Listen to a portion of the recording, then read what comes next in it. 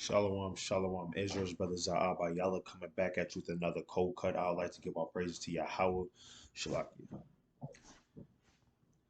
I'd like to give all praise to Yahweh by Hashem, Yahweh Shah, double honor to the men that are out there on the highways and byways another day pushing this truth and honesty and sincerity. Right, for the name of the Most High, being represent a great representation of the Lord in these last days. Shalom, shalom. Also to the mighty Aquath, the sisters holding down their households, representing their husbands in these last days, guiding their households and laying down their necks like their mighty foremothers. Right, in this world, man. Shalom, shalom, raising up the mighty children and the mighty children as well, keeping the commandments in the name of Yahweh Bashim Yahshua, abstaining from all the peer pressure, lust, and the things that this world has to offer, right? Going into a quick cold cut on just having faith for the Most High in these last days. Gotta have the faith of the Lord, right? Gotta be able to believe in the Most High and the things that He has done for you, man. Even in the smallest things, man, in the smallest way, because it's impossible to believe in the Most High and not have faith. It's impossible to believe if you don't believe, man. If you don't have faith, ultimately, where it comes down to, right? Let's get this in the book of Hebrews, chapter 11, verse 1. Now, this is the definition of faith. Now, faith is the substance of things hoped for, the evidence of things not seen. So, faith, for you to have faith, you got to hope for it, man. You can't see it, right?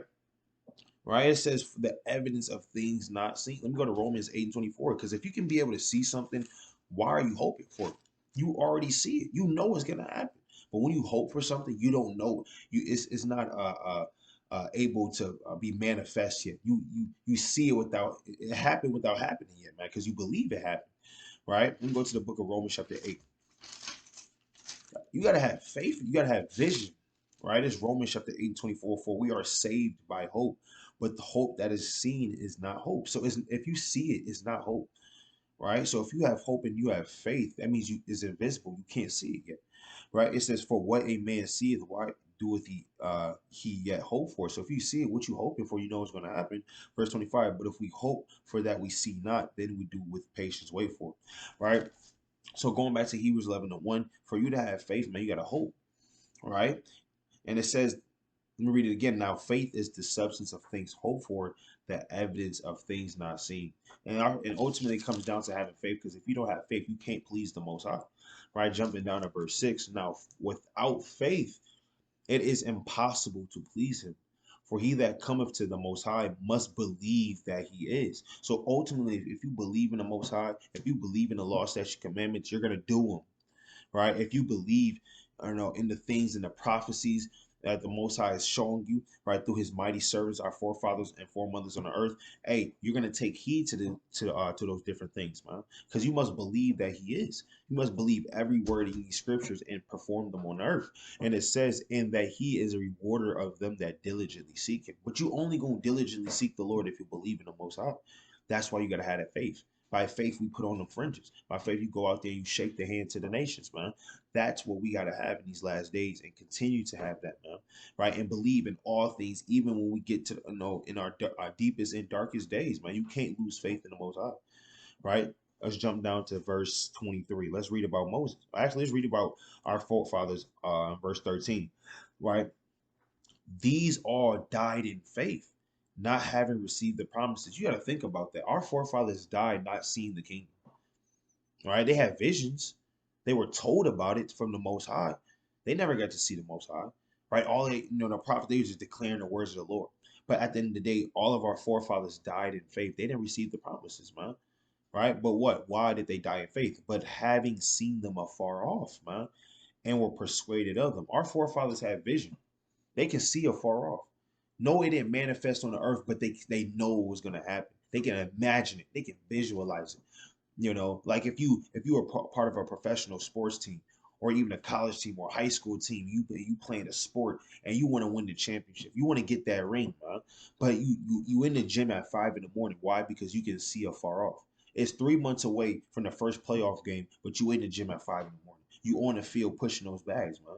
Right? You swinging that baseball. You practicing your boxing, right? Because you want to win that championship and you believe you can win that championship. That's why you put it in that amount of work, man. Right? You see it afar off. It didn't happen yet, but that's faith. That's having vision. And our forefathers had ultimate vision for the Most High, in so much that they died for that faith.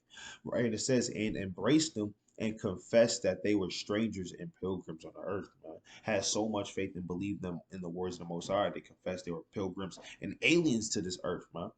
All right, let's jump down to verse 23. Let's read about Moses. It says, by faith, Moses, when he was born, was hid 3 months of his parents because they saw he was a proper child and they not afraid of the king's commandment. So Moses' parents had faith and saved Moses, man. Right? The people that brought up Moses. Right? Verse 24, by faith, Moses, when he was come to years, so when he came of age, refused to be called the son of Pharaoh's daughter. And that's heavy, man. Imagine forsaking being called the son of Pharaoh's daughter. I mean, if you the son of Pharaoh's daughter, that means you have ultimate dominion damn near next to the king, man. Right in the land of Egypt, Moses had servants. Moses was wealthy. He's the son. He was going to be called the son of Pharaoh's daughter, but he said, "I don't want that title. I'm a Hebrew. That's who I am." And he had faith in that, man. You know, a lot of brothers would have been like, "Nah, you know what? I kind of like this title, son of Pharaoh's daughter. I can still do that." No, hey, Moses forsook that, and because he believed. Right? And it says, by faith, Moses, when he would come to years, refused to be called the son of Pharaoh's daughter, choosing rather to suffer affliction with the people of God than to enjoy the pleasures of sin for a season. Man. And he had faith to rather go through hell in affliction with his people. And how much more you, man? Right? How much more us? How much more me? We got to have that much faith, to go through these afflictions and these things to come on the earth, right? Jacob's trouble, these different things, understanding why, because our forefathers had that same faith, right? Instead of enjoying our pleasures of sin for a season, this temporary pleasure, temporary access, man, all going back into faith. Verse 26, esteeming the reproach of Hamashiach greater riches than the treasures in Egypt, for he had no respect unto the recompense of the reward.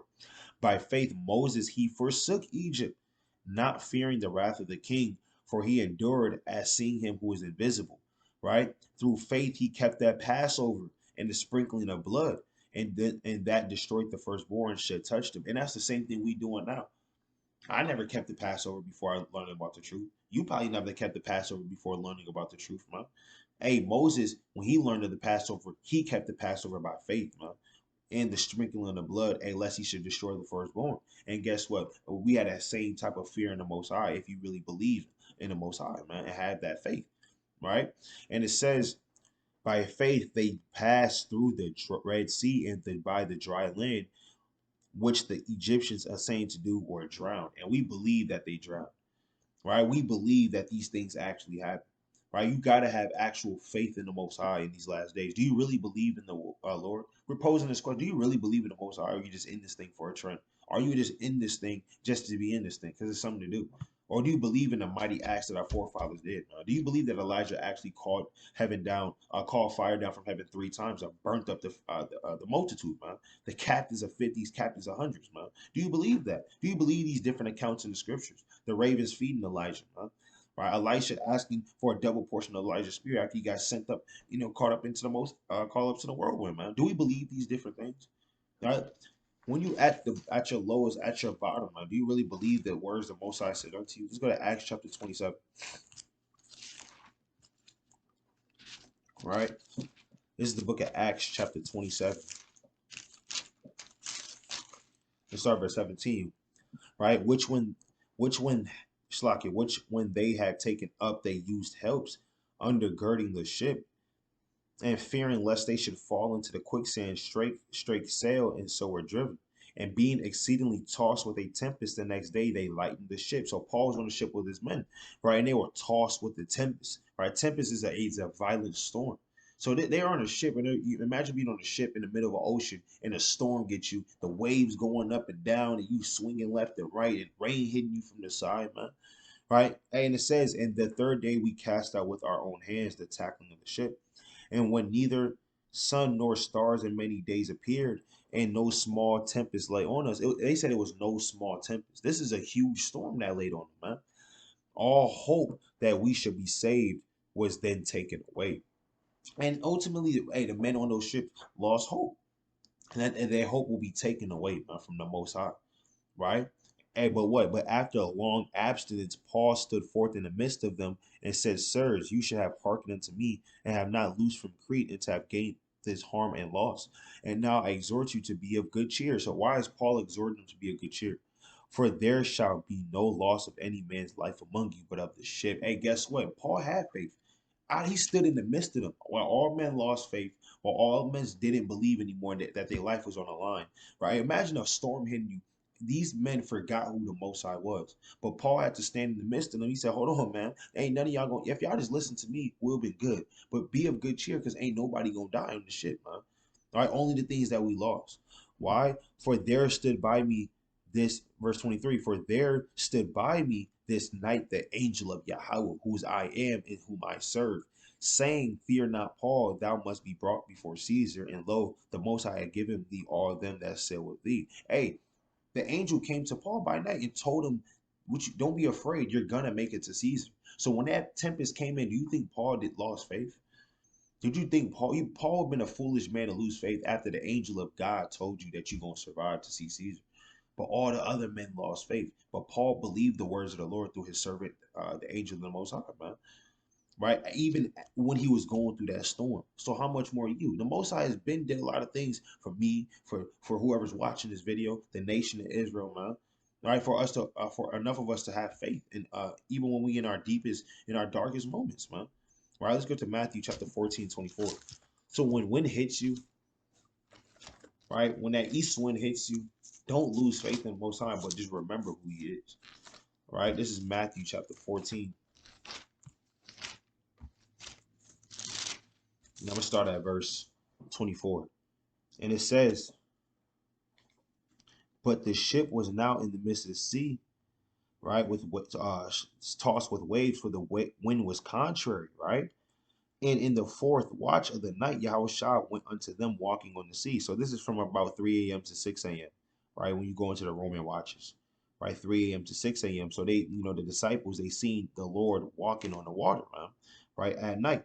And what else?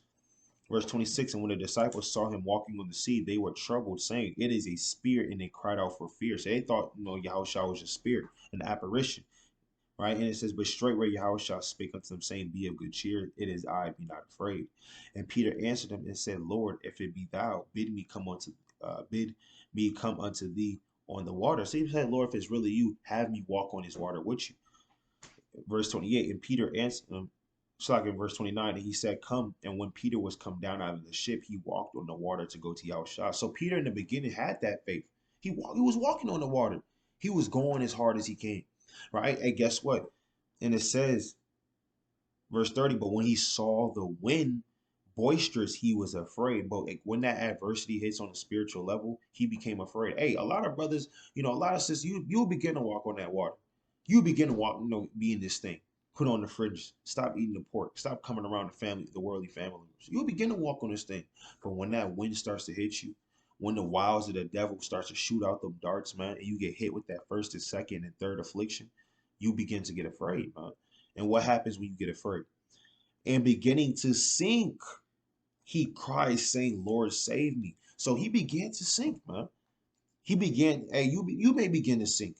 You may begin to feel low in this thing. Understand, okay, that bitterness hits your stomach, and now it's not all about, the destroying Esau and enslaving other nations. Is more spiritual, and you gotta and now enduring this thing for real.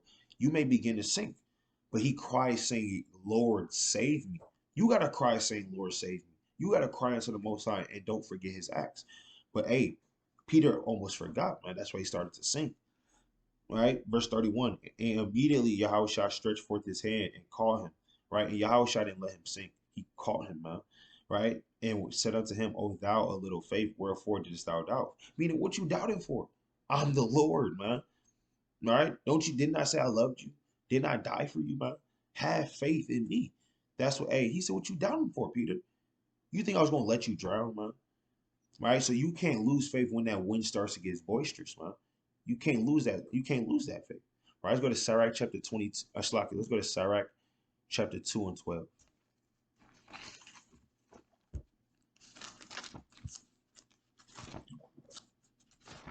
Actually, let me see if this is what I want.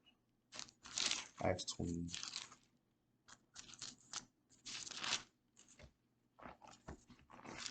Yeah, get Acts chapter 16 and 23 instead. And it's the book of Acts, chapter 16, 23. Don't go jump there. All right, this is the book of Acts, chapter 16, and verse 23. So this is when Paul and Silas was locked up. All right, and it says, and when they had laid many stripes upon them, they cast them into the prison, charging the jailer to keep them safely.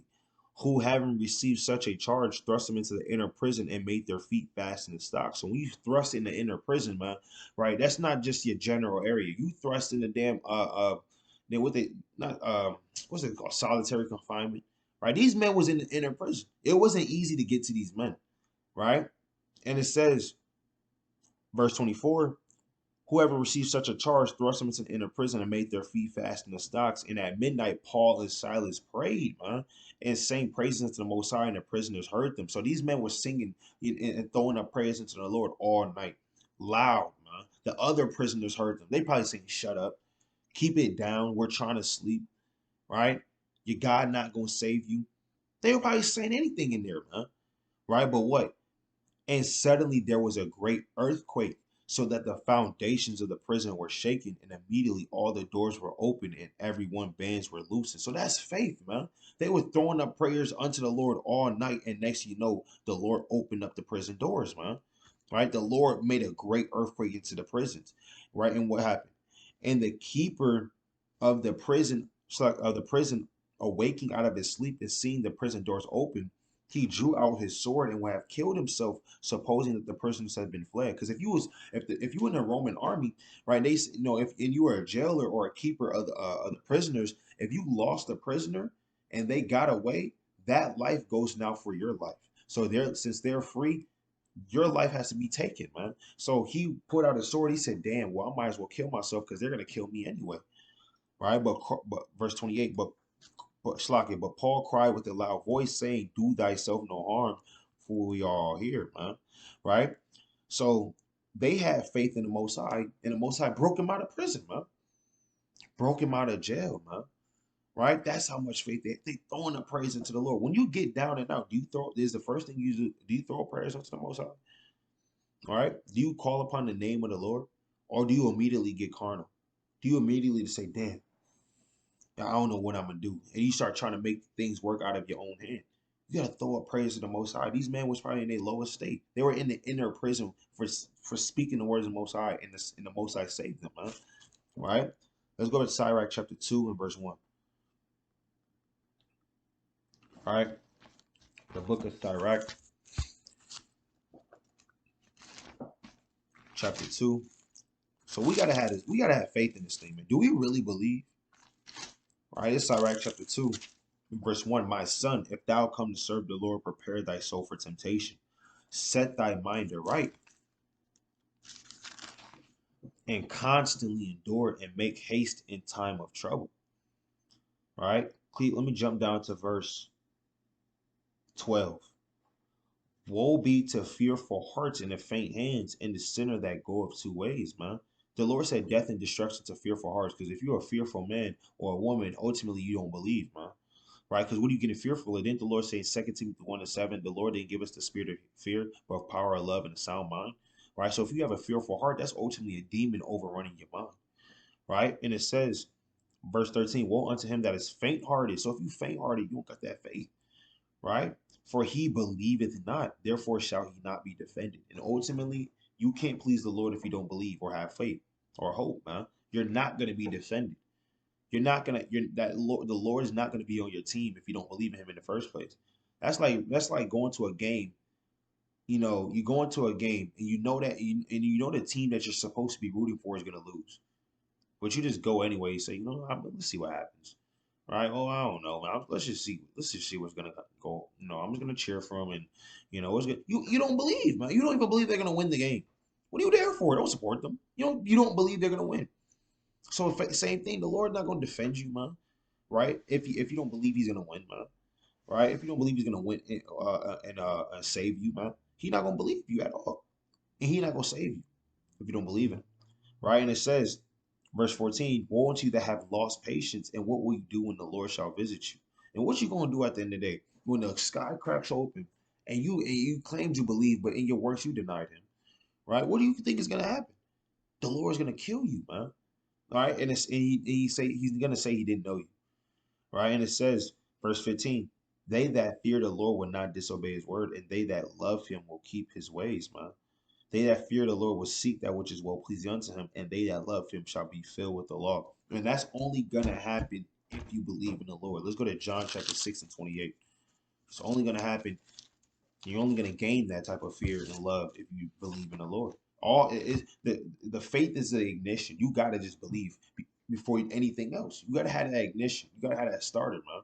Let's go to Mark or sorry, John 6 and 28.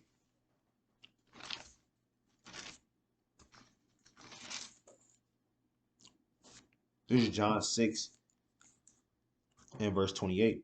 Then said they unto him, what shall we do that we might work the works of God? So how can we put in a brick? What can we do to work the works of the Most High? How can we put in a brick and labor for the Lord? Yahweh shall answer and said unto them, this is the work of God, that you believe on him. Right? This is the work of God, that you believe on him whom he have sent. So ultimately, believing and having faith in the Most High is counted as a work, man. That's counted as a brick. The more faith, the more bricks put in. But also, faith without works is dead. Also, putting in that work in behind it, man. So believing is a work, man. And then putting in that physical work behind your belief is that goes on top of your works. And we already know Revelations 14 and 13, your works follow you up into heaven, man. Your spirit up to heaven. So we're going to put in as much work as we can. We got to have as much belief as we can as well, because it's a. Let me read it again. Then said they unto him, what shall we do that we might work the work of God? Yahweh shall answer and said unto them, this is the work of God, that you believe on him whom ye have sent. So having that belief, man, it's also working the work of the Most High. Let me go to the book of Mark, chapter 6. Let me start at verse 2. All right, this is the book of Mark, chapter 6. Is that what I want?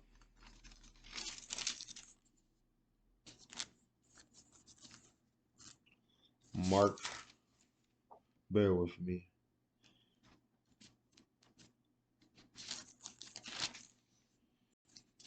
Because the disciples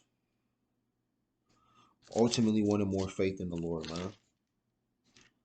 You know, they seen the works of Yahweh Shem Yahushua, and they even asked for more faith. What precept was that?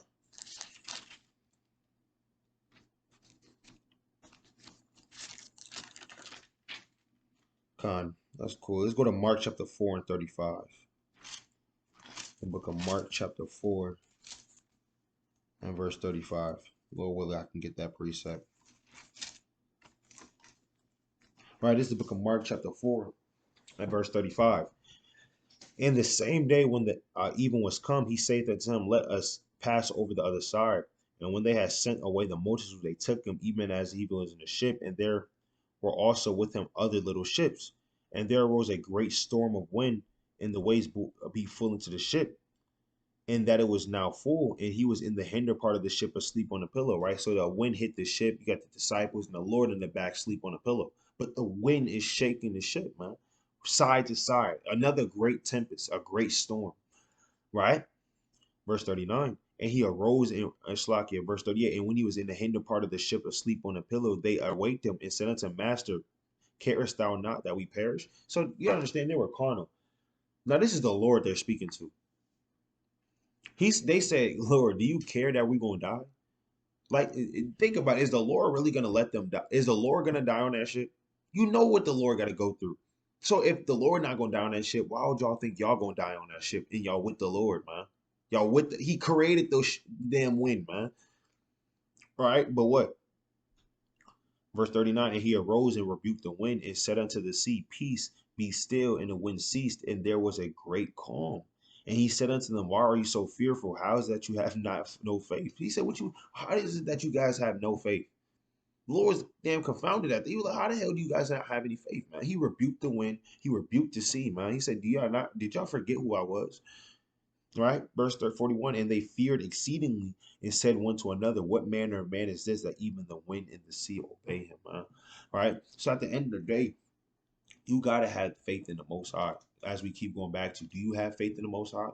Do you really believe in the things and the works that the Lord can do? All right, let's go to Romans 14 and 23. All right.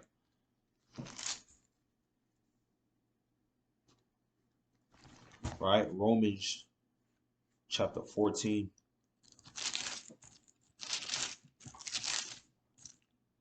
and verse 23.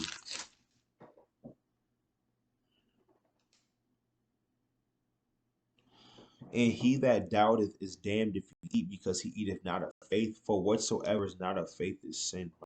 So if you really don't believe in what you're doing at the end of the day, if you really not going as if you in this truth, but you really don't believe, as much as you think you should believe, or you're doing different things, but not truly in 100% belief, that's sin, man.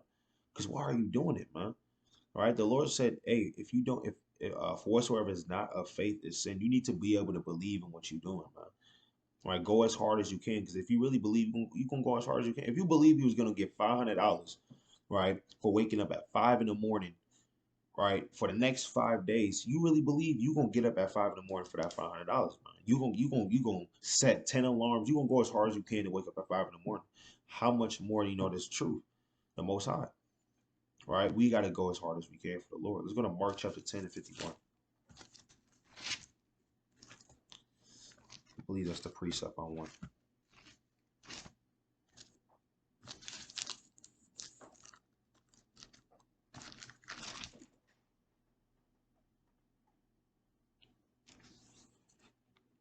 God, this Mark chapter 10 and verse 51. And he, casting away his garment, rose and came to Yahushua. And Yahushua answered and said unto him, what wilt thou that I should do unto thee? The blind man said unto him, Lord, that I might receive my sight. So this man is blind. Man is blind. He wants to receive his sight from from the Lord, Shlaki, right? Yahushua. And Yahushua said unto him, go thy way, thy faith made thee whole. And immediately he received his sight and followed Yahushua in the way. So essentially, we got infirmities on us, man. You may be dealing with different slothful and lustful and different pride demons, and whatever demon you're dealing with. At the end of the day, you believing in the Most High through His Son Yahushua, that your faith will make you whole. You will be made whole again, man. And that's, you have to believe so your faith can make you whole. You have to be able to believe. That's going to be the ignition for you to go as hard as you can in this thing and overcoming your demons, man, and achieving what you want to achieve. Your faith, that's going to make you whole. And remember, it's going to be impossible to please the Lord if you don't got faith, if you don't believe, man. So how much more should we be working on our faith in these last days? Let me get one more precept.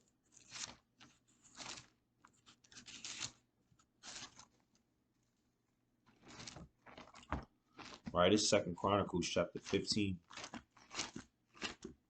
Actually, I'm going to Hebrews 6 and 10. This is the book of Hebrews chapter 6.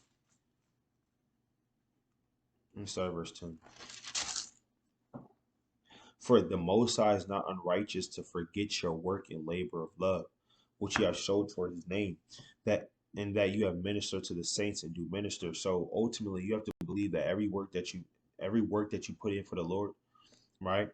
Every labor of love that you have done for the Most High, His truth, His ministry, whether it was counseling a brother or sister, or going out there shaking their hand on the highways and byways, whether it's doing videos, reading, teaching, or breaking down the scriptures to some sheep. Hey, that's not going to be forgot. The Lord's not going to forget that. The Lord's not going to forget that work. He's not going to be unrighteous to do that, man. Right? All you got to do is be, of course, is be consistent and believe wholeheartedly that you're gonna get a reward for what you're doing. But Lord willing, you was edified, kind of boosted your faith a little bit, reminded you why you in this thing. I like to give our praises to Yahweh, Ba'ashim, Yahweh Shah, right? And been a mighty strong Shalom Israel. Have a mighty rest of the week.